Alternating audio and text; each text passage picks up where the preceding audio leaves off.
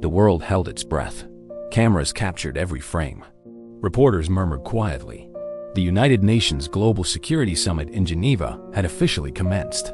As global leaders entered the vast hall, polished gold nameplates glimmered, each one placed with precision.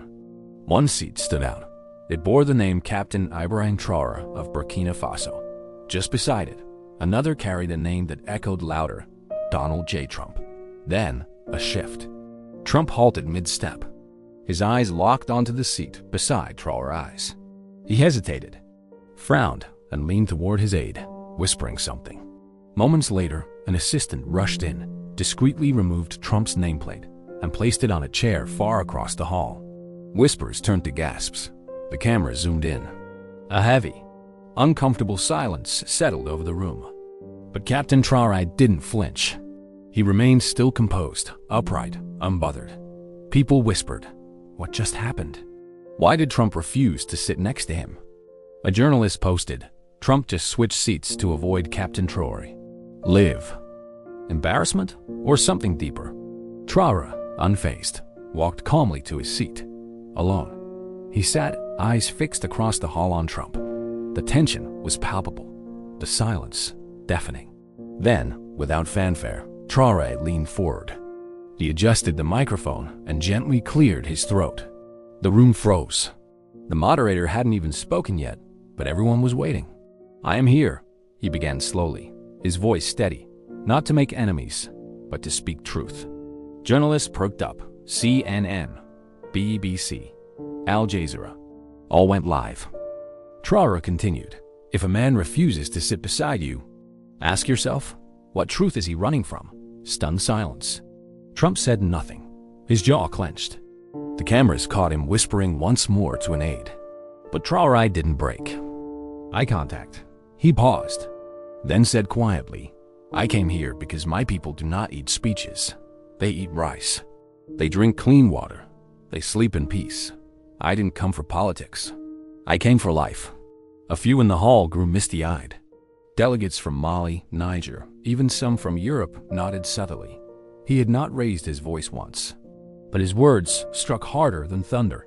Within 2 hours, the moment had been reposted 37 million times. And then something unscripted happened. Just as the moderator attempted to steer the summit back on course, a woman stood. She had silver hair, a French accent, and carried the grace of years in diplomacy. She didn't ask to speak. She didn't wait for approval.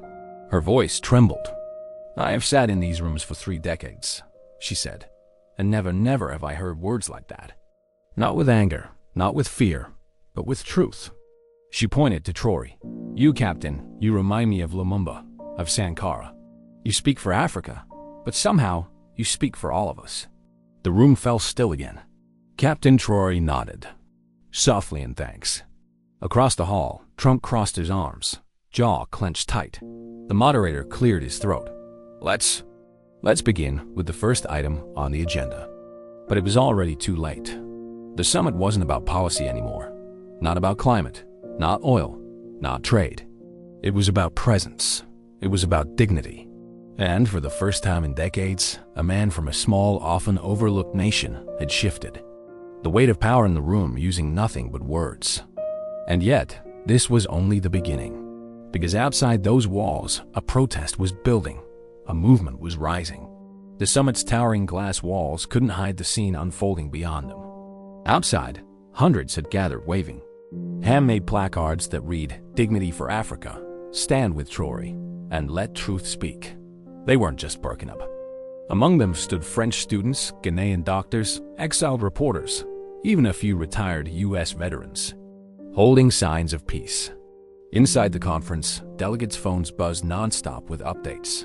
A live stream displayed the crowd growing by the minute.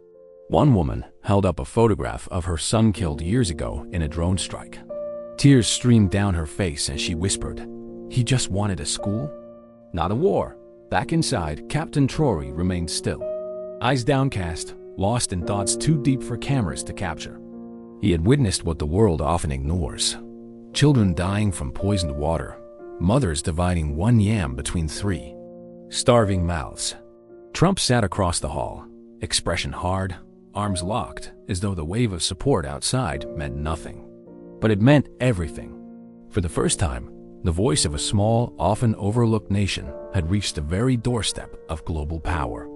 And inside, the pressure was mounting. Someone had to speak. But no one expected who it would be. A hand rose slowly, a young, unlisted voice. The moderator paused, confused. You're not on the schedule, he said. But the boy stood anyway. Brown skin, nervous eyes. A UN Youth Observer badge dangled around his neck.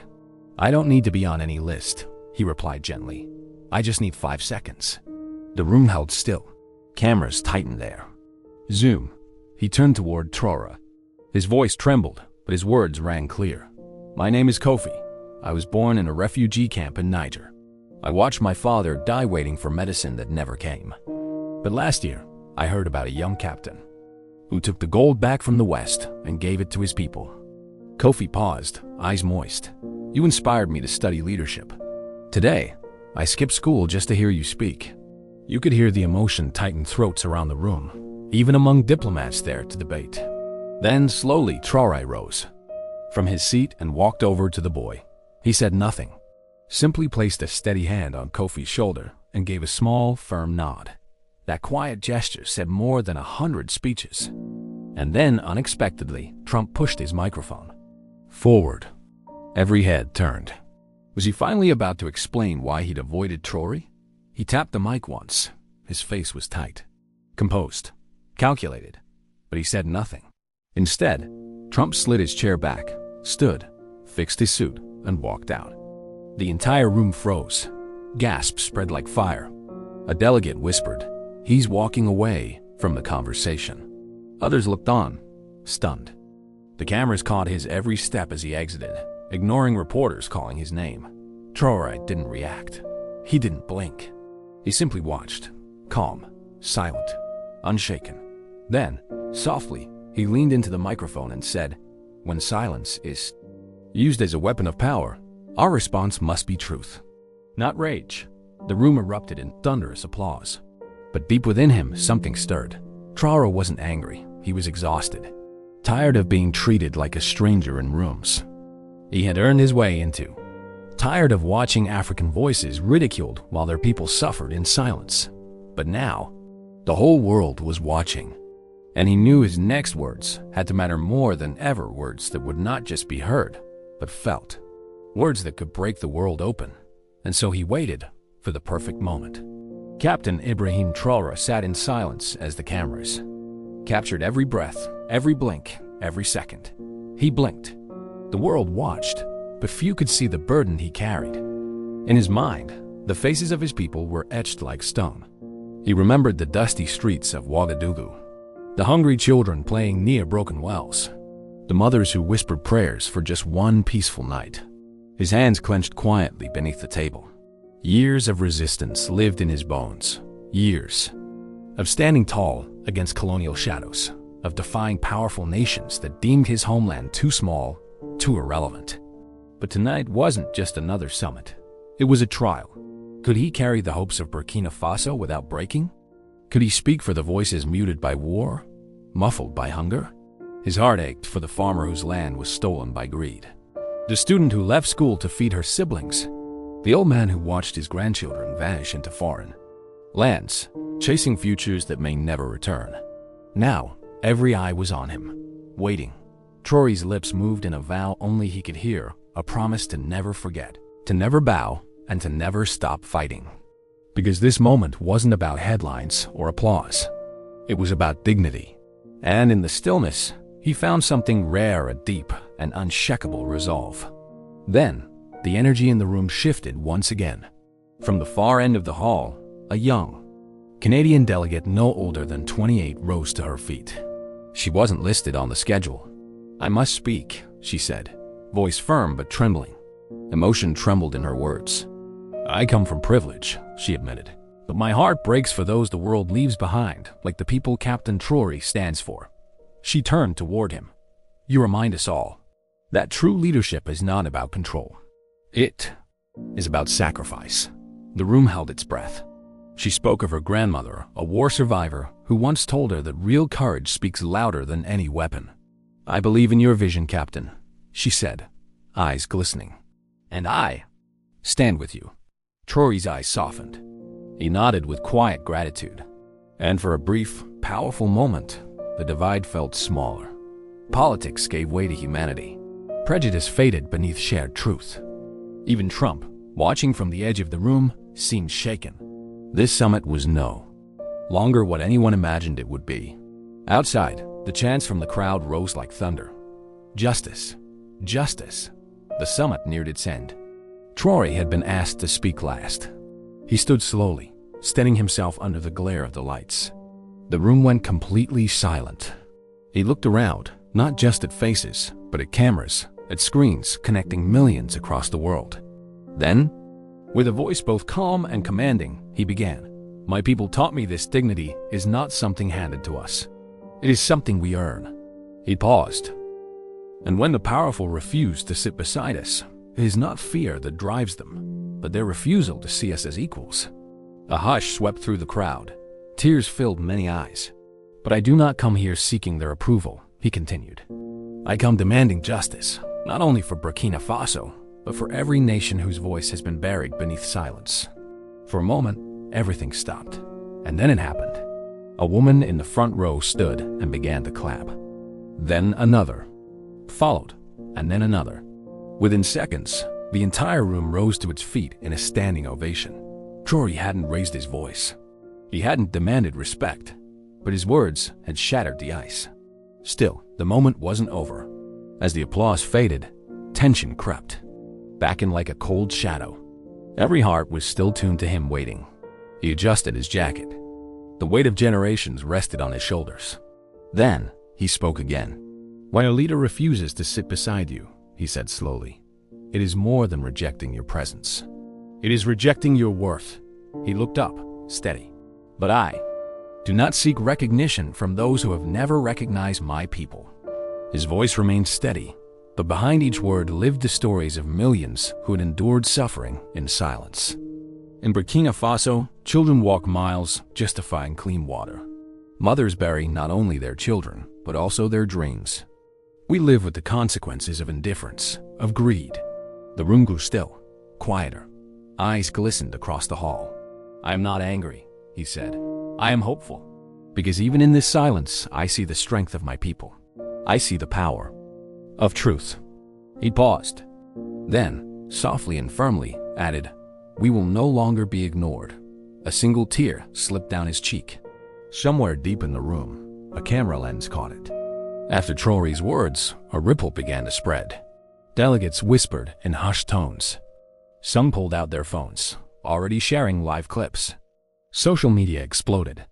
Hashtags like #StandWithTRA or #eAcute and #Dignity for Africa shot into global trending lists. Backstage, reporters scrambled for interviews. Meanwhile, Traore quietly took his seat, hands folded, eyes calm. But inside, his heart pounded. He hadn't spoken just for Burkina Faso. He had spoken for millions around the world whose voices had been buried under silence. Across the room, Trump's expression shifted. Was it regret or disbelief? No one could tell. But what was certain, Traore's composure had sparked something new, a quiet uprising. A rebellion not waged with weapons, but with courage and truth. Outside, chants grew louder. Inside, hearts began to change.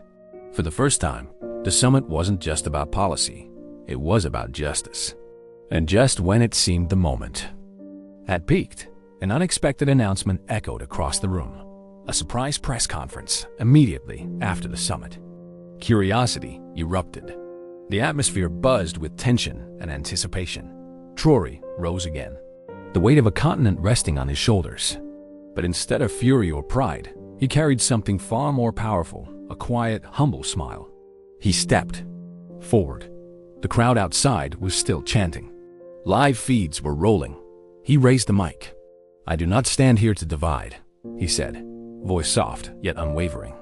"I stand to unite, to remind us that true leadership is service. To every child who deserves a future." The world paused. And as he spoke, even skeptics began to feel something stir, something deep, something undeniable. hope. Because sometimes the most powerful revolutions are born not from fists, but from words. And Traore's words were about to reverberate far beyond that summit hall. News of the moment spread like wildfire. Clips of Trump refusing to sit beside Traore flooded every platform. But it was Traore's response, calm, humble, full of grace, that captured hearts across the globe. From the sun-baked roads of Ouagadougou to the gleaming towers of New York, millions watched. Stunned, inspired, people began sharing their own stories of being unseen, unheard, yet still standing strong. Traore wasn't just seen as a leader anymore. He became a symbol of hope. He wasn't perfect, but he was real. His humility and quiet strength made people believe that even the impossible was possible. Every retweet, every share, every whispered conversation became kindling for a fire that moved beyond politics, beyond borders, straight into the hearts of dreamers and fighters around the world. Even those far from Burkina Faso felt connected. Because now, this summit wasn't about geography or global influence. It was about the universal fight for dignity. Behind the scenes, away from the flash of cameras, Traore found a quiet corner.